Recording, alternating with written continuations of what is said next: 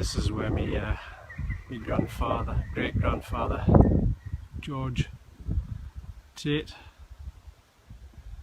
is hopefully he's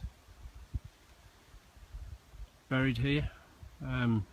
This memorial contains 72,000 soldiers of whom they couldn't identify, and my great-grandfather's one of them, we believe.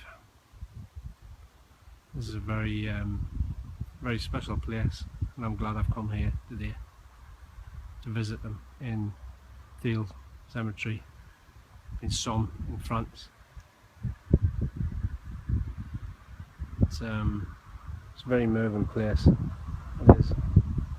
See all these people that give their lives for us, on a grey and miserable day.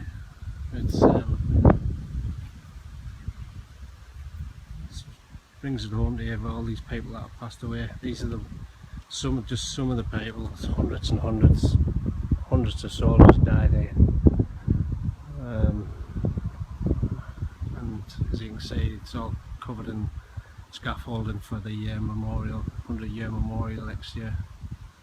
99 years ago, just over 99 years since the battle took place.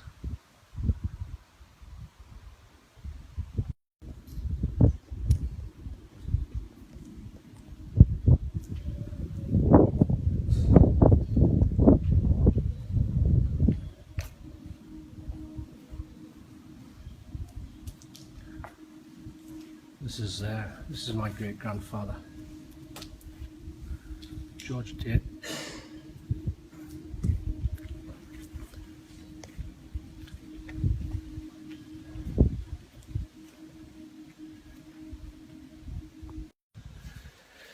Quite an emotional time, actually, going in there and seeing my great-grandfather's name on the wall.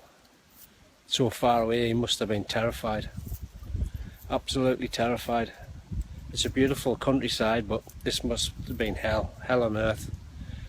I'm just thankful that he passed away on the first day of the battle and didn't have to endure anything more after that. It must have been beyond belief. See, when somebody dies, there's three parts to the death, and it's when you actually die, that's the first part. The second part is when people stop mentioning your name. And the third part, when you die forever, is when the memory of you is gone. Well, the memory of George Tate still lives on, and will live on forevermore in his family, the people that remember him for the sacrifice he did for our country and for people all over Europe, really. Very sad.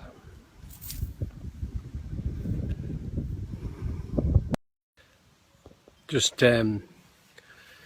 driving through these villages. It was about 10 kilometres from the main motorway, and just give you some idea of the amount of people that have died. I think it was 2 million people that died altogether, including the French, I think. I've just read that on one of the plaques somewhere. There's just loads and loads of Commonwealth war graves that just scatter about the countryside, and very well maintained and looked after and given a lot of respect.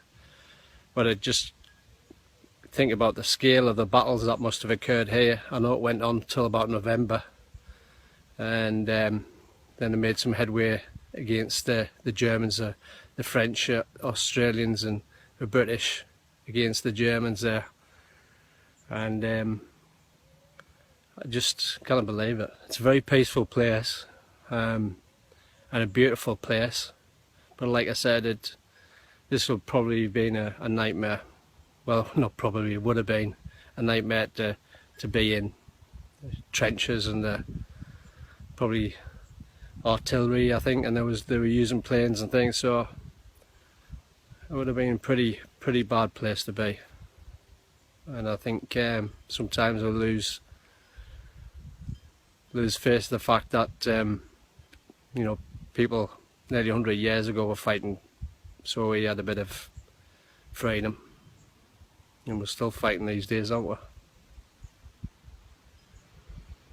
was good to see my great grandfather. It's I think I'll ask my son Michael to come here one day. I think it's quite important that you recognise the people in your family that have given their lives for you. Yeah. I'm just in the village here, and I've just passed the church there. Newcastle.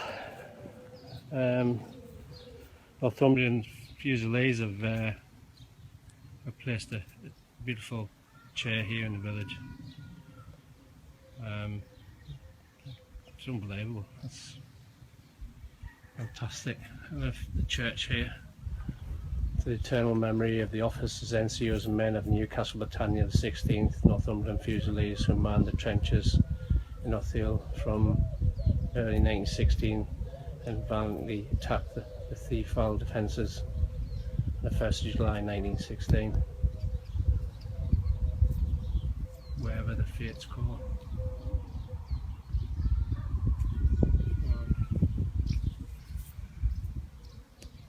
So obviously they were in the trenches and getting ready before the big battle on this 1st. So they were fighting before then. And here's the Glasgow